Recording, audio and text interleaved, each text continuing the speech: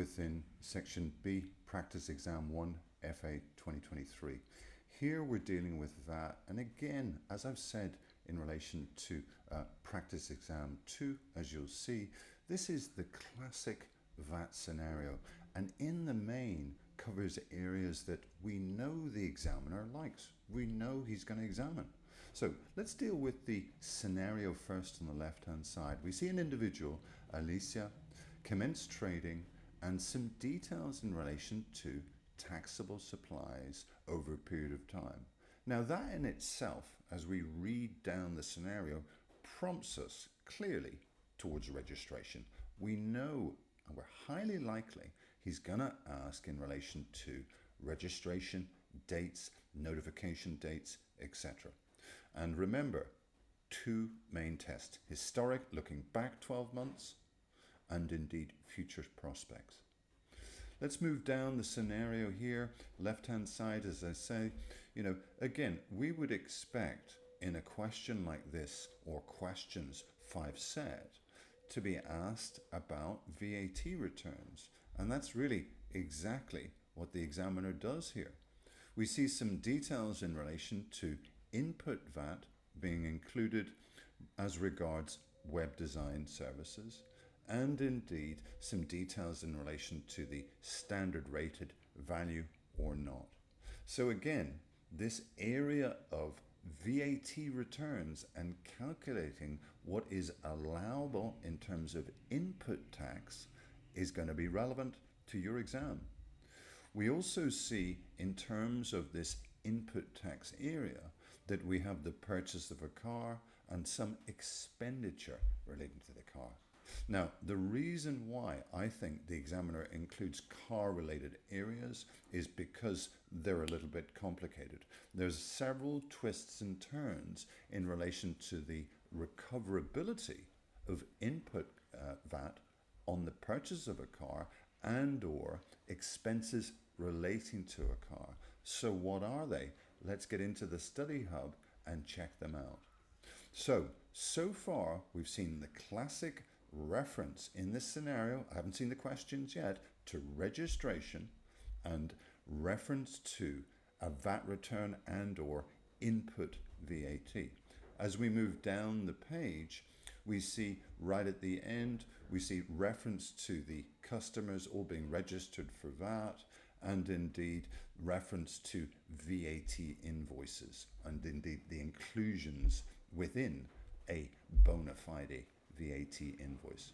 Okay, so in this quick part 1 overview, let's now take a look, or a walk through, the main questions. Remember that parts 2 and indeed parts 3, where I walk through in part 2 the question and planning, part 3 the answer, are going to be helpful too, but as mentioned elsewhere, you might want to do the questions and then watch part 2 and part 3. So take this part 1 video as a sort of a prompt for you to get into the study areas that you're not comfortable with.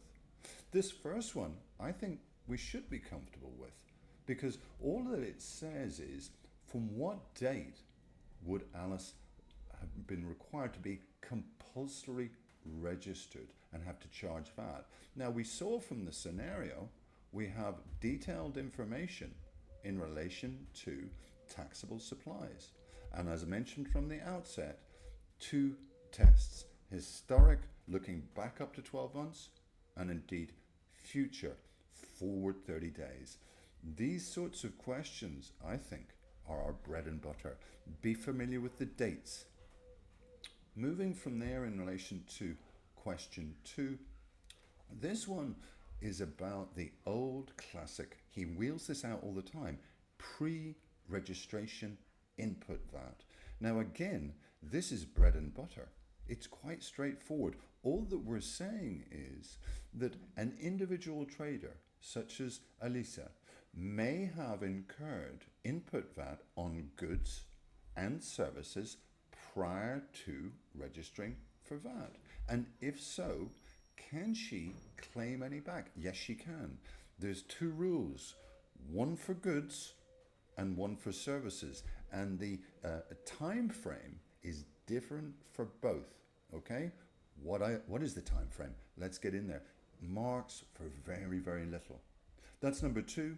In terms of number three, here we're asked for details in relation to input VAT as expected on the motor expenses and the car. So we know the quarter. We've got to be able to know those twists and turns, those tricks, and those quirky little rules that relate to input tax on cars, whether or not it's the purchase of the car or indeed expenses relating to the car. Let's check them out. Moving to the next area, we see here this again, administration really in relation to VAT. Not overly complex because this pertains to statements on really filing, yeah, filing and paying. Now, there's not too many variables here. We're really talking broadly about paper or electronic. And, you know, for me, again, some very, very easy or cheap marks here. You know, what are the details if someone files by paper and or someone files electronically? Not complex. Again, easy marks. Moving to the next question. Here, you know, unusual for the examiner to include this because really this is rote learning.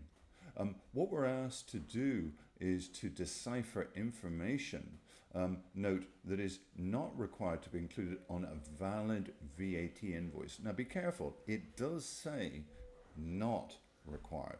So again, looking to the ACCA Study Hub and the VAT area of the syllabus, here's some rote learning that we could do.